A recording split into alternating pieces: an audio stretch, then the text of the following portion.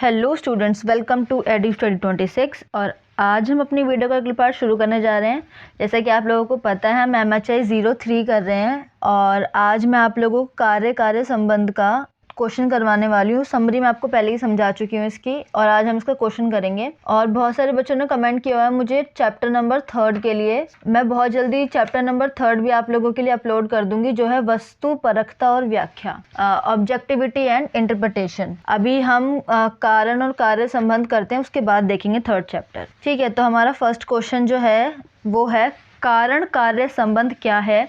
इतिहास में कारण कार्य संबंध स्थापित करने के लिए किस विधि का पालन किया जाता है। कार्य और कारण या फिर कारण और कार्य एक्चुअल में होता क्या है, इसका सीधा सीधा सा एक मतलब है कि किसी भी कार्य को करने के लिए कोई कारण होना आवश्यक है। यानी कि अगर आप लोगों को खाना खाना है तो उसके पीछे का कारण होता है आपको भूख लगना। तो हर काम को करने के लिए हमें किसी रीजन की जरूरत होती है, तभी तो हम वो काम करेंगे। तो सिंपल सा खाली यही एक क्वेश्चन है जिसके अंदर पूरा आंसर है। पूरे चैप्टर के अंदर उस खाली यही बताया हुआ है अलग अलग हिस्टोरियंस ने कि जो कारण है, जो रीज़न है, वो क्यों इम्पोर्टेंट होता है किसी भी काम को करने के लिए। ठीक है, देखते हैं हम अपना आंसर। प्रस्तावना से स्टार्ट करते हैं। कार्य और कारण का परस्पर अटूट संबंध होता है। कारण के अभाव में किसी भी घटना का होना असंभव है। हम यह भी कह सकते हैं कि हर घटना के पीछे कोई ना कोई कारण अवश्य होता है। जैसे कि विज्ञान में वैज्ञानिक हमेशा यह पता लगाने का प्रयास करता है कि आवाज़ एक स्थान से दूसरे स्थान तक क्यों पहुंचती है, पानी में भाप क्यों बनती है, पेड़ से फल नीचे क्यों गिरता है, रात और दिन क्यों होते हैं, अतः हर विषय में प्रश्न क्यों पूछा जाता है। ये तो छोटी सी डेफिनेशन है आप लोगों के लिए कि आप इस चीज़ को एक्सप्लेन कर सको और समझ सको। बहुत इजी लैंग्वेज है तो मैं इसको एक्सप्लेन नहीं कर रही हूँ। मेन चीज़ पर आते हैं। विभिन्न विचारकों के मत तथा उनकी विचारधाराएं। मैंने जितने भी यहाँ पर हिस्टोरियंस के नाम लिखे हैं बहुत ज़्यादा इंपॉर्टेंट है। और ये खाली कार्य कारण संबंध भी इंपॉर्टेंट नहीं है, आप वस्तु परखता करेंगे तो उसमें भी रिपीट होंगे सारे के सारे हिस्टोरियंस। क्योंकि जितने भी हिस्टोरियंस है ना मास्टर्स की बुक में, इन्होंने बस खाली एक ही चीज़ के पीछे रिसर्च नहीं किया, इन्होंने बहुत सारे टॉपिक्स के पीछे रिसर्च की हुई है बच्चा। तो आप कुछ ऐसे हिस्टोरियंस के नाम जो है वो अपने टिप्स पर लर्न कर लेना ताकि आप लोगों को दिक्कत ना हो। सबसे पहले हमारे कॉलिंगवुड कहते हैं कि कारण वह प्रमुख तत्व है जो मानव को कार्य करने के लिए प्रेरित, प्रोत्साहित और बाध्य करता है। यानी कि कॉलिंगवुड सीधा बोलते हैं कि कारण ना वो चीज़ होती है, वो रीज़न होता है जिसकी वजह से मनुष्य जो है वो काम करता है। वरना जो ह्यूमन होता है ना, जो इंसान होता है, वो इतना आलसी होता है ना कि अगर कोई रीज़न नहीं होगा तो वो काम करेगा ही नहीं। इंसान को कोई भी काम करने के लिए कुछ ना कुछ कारण चाहिए ही होता है। ठीक है, तो इन्होंने वही चीज़ समझाई है। सेकेंड है हमारे E.H. कार।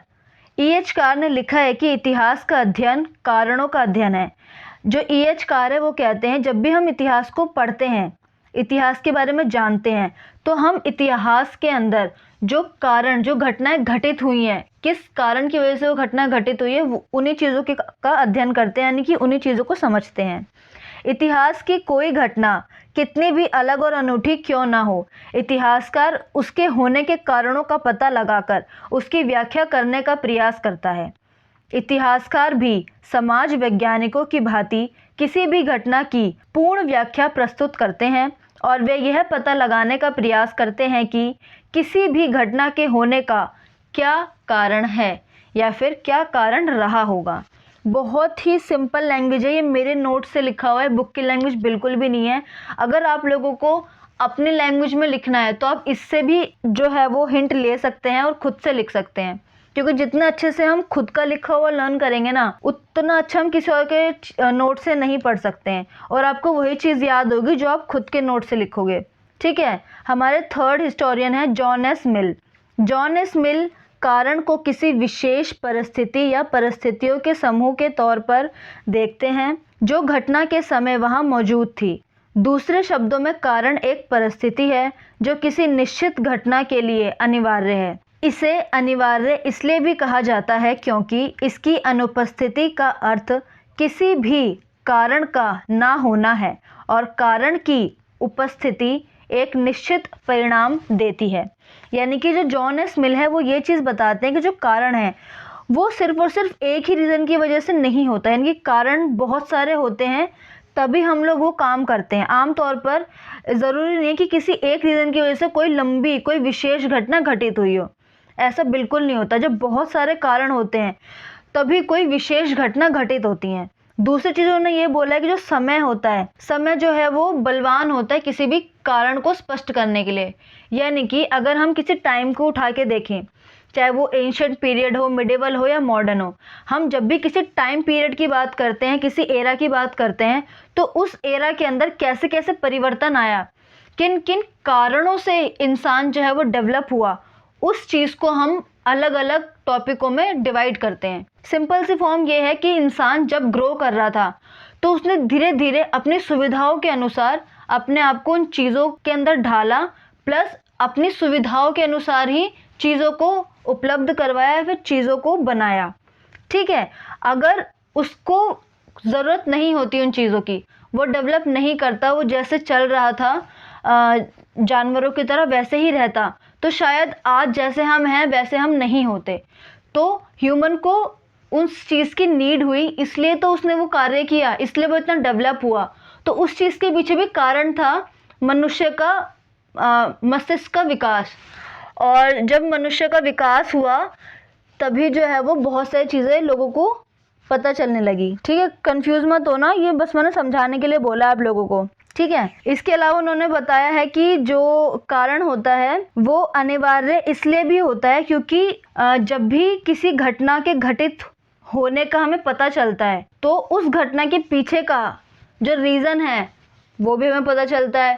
सारे के सारे जो हिस्टोरियंस है वो अपनी अपनी बातें सेम बात कह रहे हैं, बस अलग अलग तरीके से बताना चाह रहे हैं।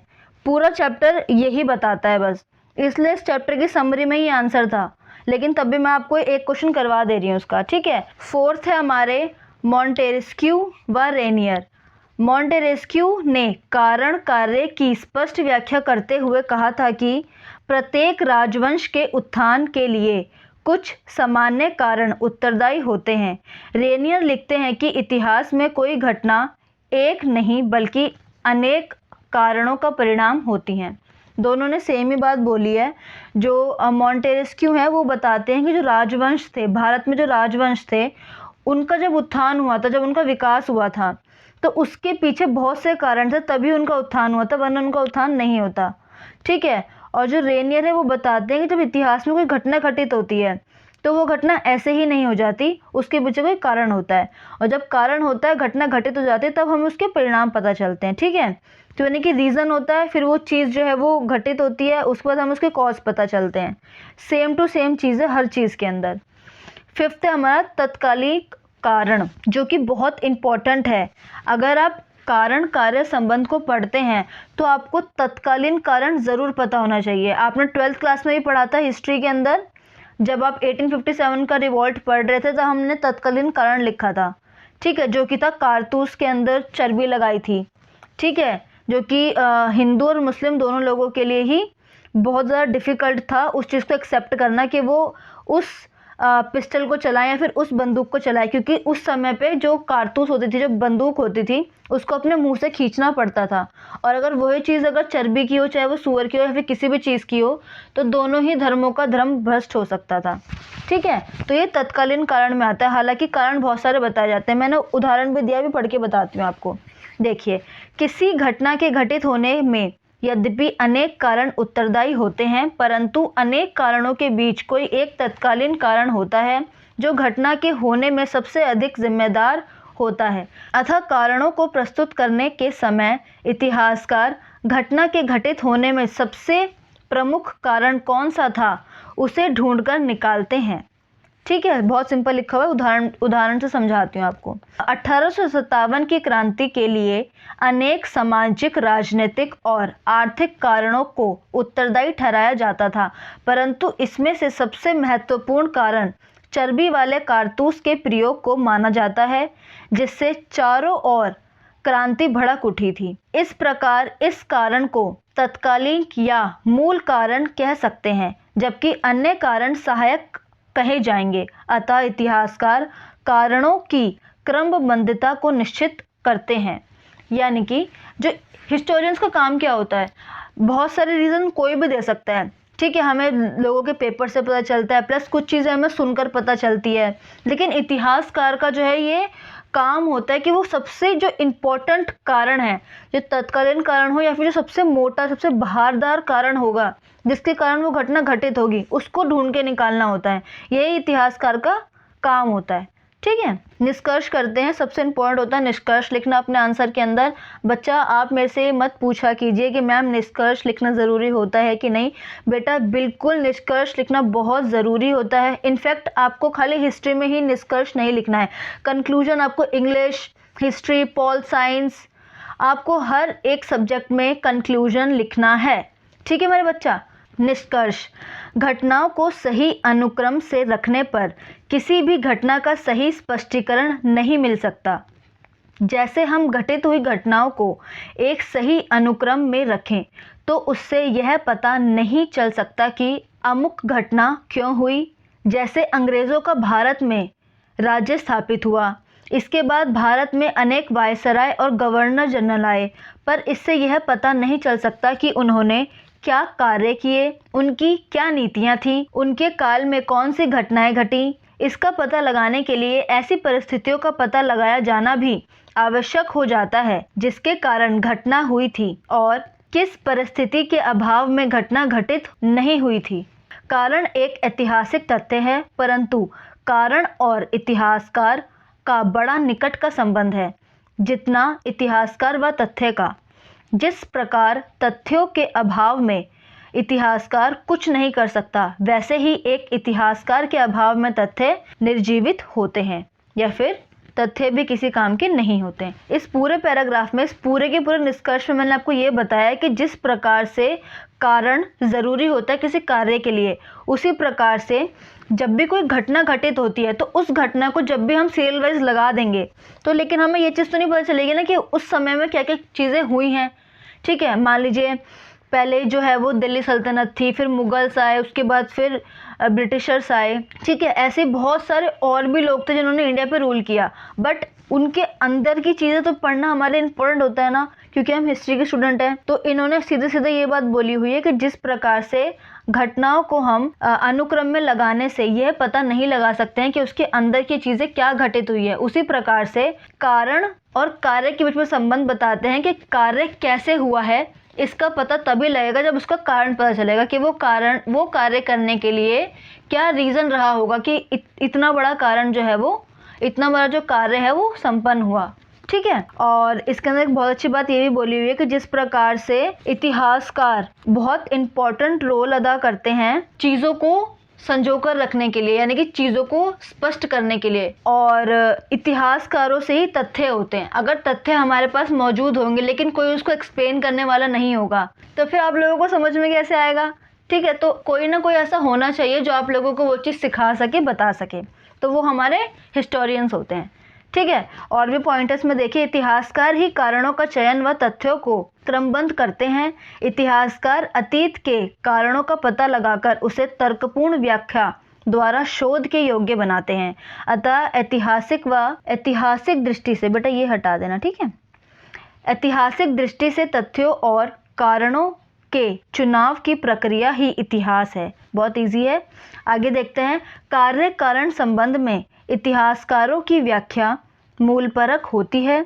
यानी कि जो ये टॉपिक है कार्य कारण संबंध, तो इसमें इतिहासकारों का एक इम्पॉर्टेंट रोल होता है कि वो किस प्रकार से किसी टॉपिक को समझाते हैं। ठीक है, उसकी व्याख्या किस प्रकार से देते हैं।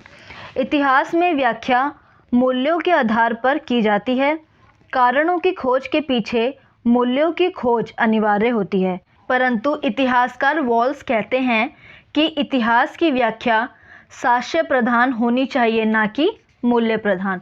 यानी कि इन्होंने बहुत अच्छी बात बोली हुई है कि जो इतिहास होता है ना, इतिहासकार को ना बिल्कुल एक ऐसे सोच रखनी चाहिए कि वो अपने जो निजी चीज़ें हैं उनको छोड़कर किसी भी तथ्य को समझा सके। यानी कि जो मुद्दे हैं, जो टॉपिक है, जो चीज़ हमें पता चलती है उसको सीधे सीधे जो सच्चाई है लोगों तक पहुँचानी चाहिए, ना कि इस प्रकार से घुमा फिरा के बताना चाहिए कि वो अपने किसी भी पर्सनल चीज़ को डिफाइन करते हुए बताए, भले चाहे वो गलत ही क्यों ना हो। ऐसा इतिहासकार को बिल्कुल नहीं करना चाहिए। और आपको ना ये चीज़ इसलिए पढ़ाई जा रही है ताकि आप अच्छे इतिहासकार बने, ठीक है। आप लोगों को ये चीज़ समझाई जा रही है कि आप फ्यूचर में जाके कैसे एक अच्छे हिस्टोरियंस बन सकते हैं, क्योंकि मास्टर्स के बाद आप पीएचडी करेंगे या जो कुछ भी करेंगे आप, तो हिस्ट्री स्टूडेंट के लिए सबसे इम्पोर्टेंट होता है मास्टर्स के अंदर ये समझना कि जो इतिहासकार का जो रोल होता है वो किस प्रकार से होता है, ठीक है, किस प्रकार से आप एक अच्छे हिस्टोरियन बन सकते हैं। ठीक है बच्चा, आप लोगों को कोई भी डाउट हो आप मुझे मेल कर दीजिएगा, ठीक है।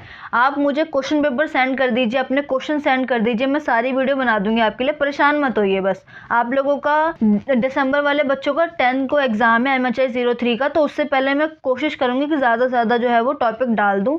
उसके बाद जिन बच्चों के जून जुलाई में एग्ज़ाम होंगे उनके लिए तो सारे टॉपिक्स पहले से रेडी हो जाएंगे, लेकिन मैं कोशिश करूँगी जो इंपॉर्टेंट टॉपिक्स है पहले मैं वो कवर कर दूँ ताकि आप लोगों का 10 तारीख को एग्ज़ाम अच्छा चला जाए, ठीक है। तो अगर आप यहाँ तक आ ही गए हैं तो आप मेरे चैनल को सब्सक्राइब कीजिए और मेरी वीडियो को लाइक भी कीजिए, और मेरे वीडियो के नोटिफिकेशन पाने के लिए बेल आइकन को प्रेस ज़रूर कर दीजिए। थैंक यू सो मच, मिलते हैं नेक्स्ट वीडियो में।